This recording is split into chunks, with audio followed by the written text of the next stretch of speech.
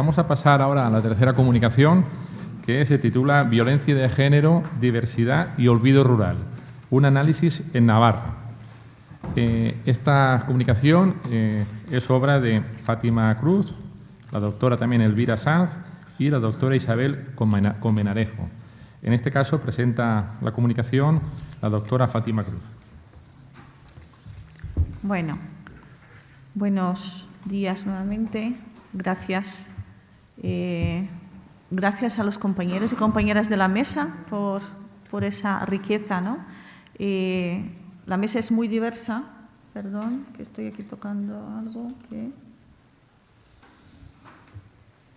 La mesa es muy diversa y en mi caso el trabajo que hemos hecho es para la elaboración del Estatuto de las Mujeres Rurales en la Comunidad Foral de Navarra y hemos hecho un estudio previo a la elaboración de esos estatutos y os traigo algunos datos y algunas reflexiones. El primer tipo de violencia que me gustaría destacar es la violencia simbólica de la invisibilización de las mujeres rurales. O sea, se tiende a pensar en mujeres rurales como mujeres agricultoras. Se tiende a pensar en mujeres mayores agricultoras. Y, sin embargo, las mujeres con las que hemos trabajado pues, se quejan de esa imagen de las mujeres rurales y nos dicen y nos muestran, ¿no?, la diversidad de perfiles de mujeres jóvenes, empresarias, emprendedoras, con diferentes niveles de estudio y se sienten como minusvaloradas y dañadas por esa imagen tan simplificada, tan plana, ¿no?, de la realidad rural que no refleja la diversidad.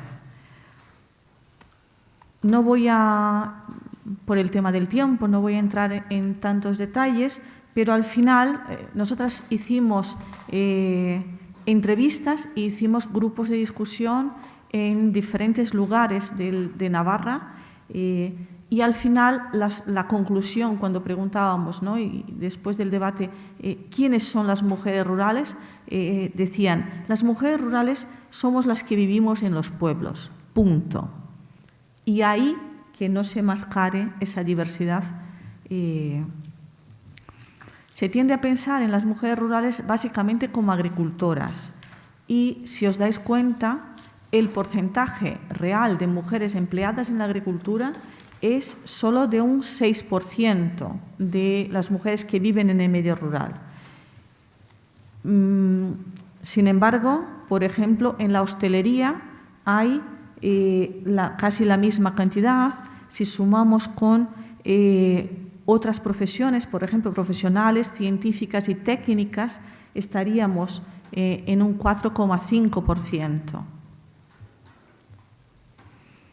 Otro tema de la diversidad, y que también estaba muy vinculado con las violencias, y lo vamos a ver ahora, es el número de mujeres nacidas en el extranjero. Si veis el mapa, espero que conozcáis la Comunidad Foral de Navarra y si no, de verdad os invito y que merece la pena conocerla. Hay un número importante de mujeres inmigrantes, como en toda España, como en todo el medio rural, pero sobre todo que se concentra en el sur de la Comunidad de Navarra y muy vinculado a lugares donde la industria agroalimentaria es importante. En la ribera es la zona donde más población inmigrante, población de mujeres nacidas en el extranjero hay en Navarra. Otro elemento que hemos tenido en cuenta es el nivel de estudios de las mujeres. Se tiende a pensar que las mujeres que vivimos en el medio rural tienen o tenemos bajo nivel educativo. Si veis las cifras, en los pueblos de menos de 2.000 habitantes hay prácticamente el doble de mujeres con titulaciones superiores que hombres. Y si hablamos de mujeres jóvenes o relativamente jóvenes, entre 25 y 44 años, el porcentaje de mujeres con titulación superior es de casi el 46%, mientras que los hombres no llega al 14%. Si os fijáis, y para después entrar en el tema de la violencia más específicamente, os voy a contraponer el mapa de las mujeres nacidas en el extranjero con el mapa de las tituladas superiores.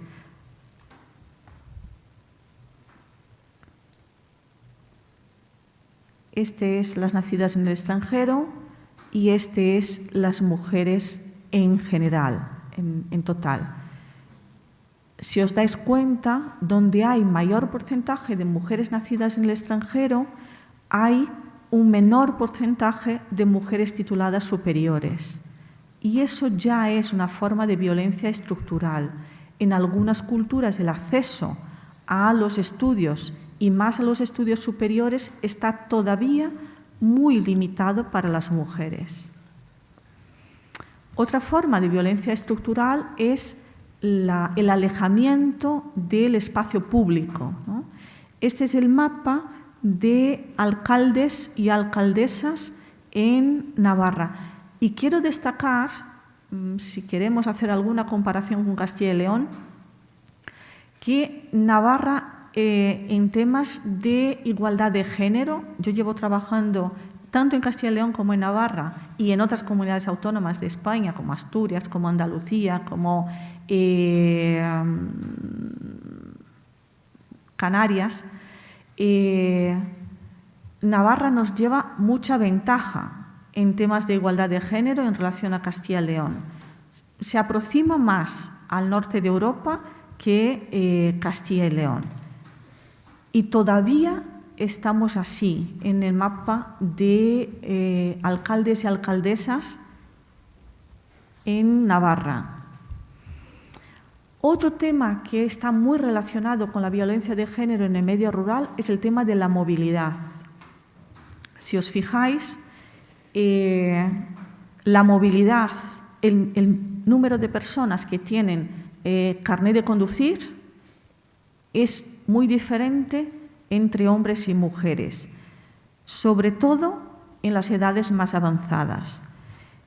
Y de los 35 a los 50 años hay más permisos de conducir en manos de mujeres que de hombres.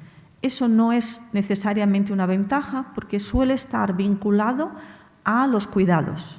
Las mujeres tienen más carnet de conducir a esas edades y disponen de más coche porque están mucho más al servicio de las familias, de la movilidad familiar. Son las que llevan y traen en mayor medida a niños, niñas y personas mayores. ¿Por qué digo que está muy vinculado con el tema de la violencia?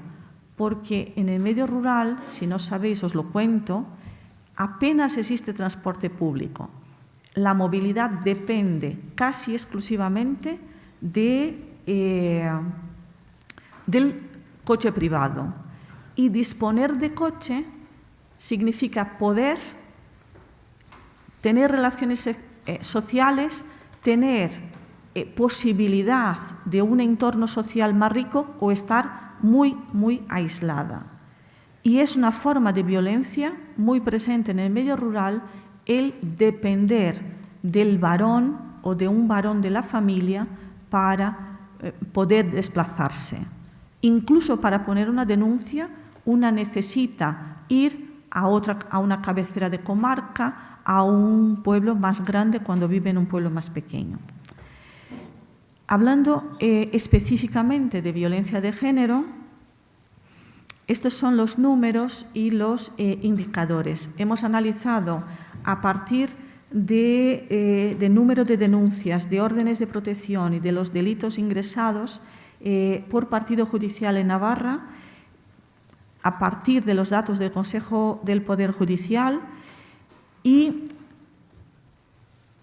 os voy a poner el mapa que creo, los mapas que creo que queda más claro.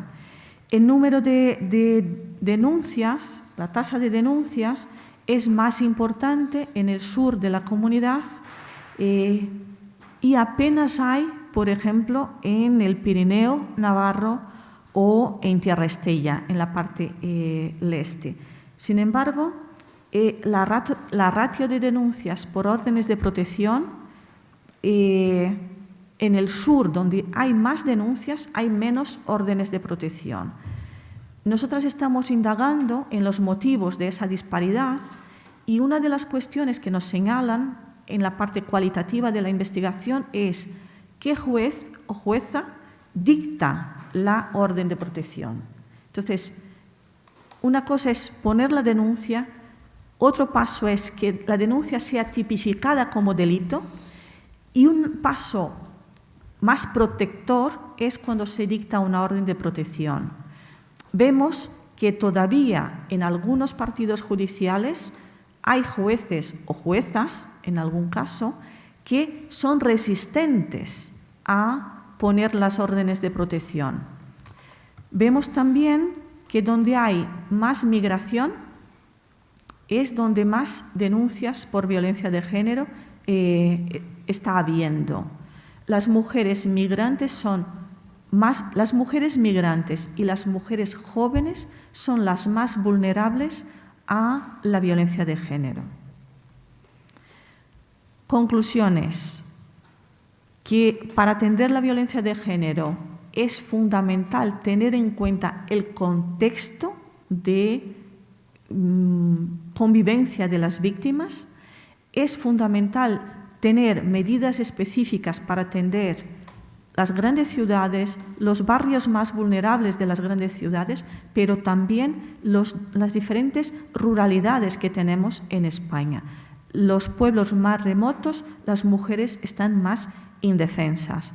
Las mujeres migrantes y las mujeres más jóvenes, sobre todo las migrantes sin papeles o sin una situación regular de residencia en España, son las más vulnerables a la violencia de género. Y es importante que se trate de manera específica en función del contexto de las víctimas, teniendo en cuenta ese contexto. No vale café para todas, no vale la misma medida para todas y también hay que tener en cuenta cómo se utilizan las medidas judiciales y dónde se están empleando y dónde no se están empleando. Hay los jueces y juezas, hay un discurso a veces de que lo que hacen es aplicar la ley, pero hay una parte muy importante de interpretación de la ley que incide directamente sobre las víctimas. Creo que se relaciona mucho con lo que acaba de contarnos también Concha Fernández Villanueva. Cómo se interpretan las leyes es fundamental para la justicia o la injusticia y para la protección o no protección. Muchas gracias. Muchas gracias.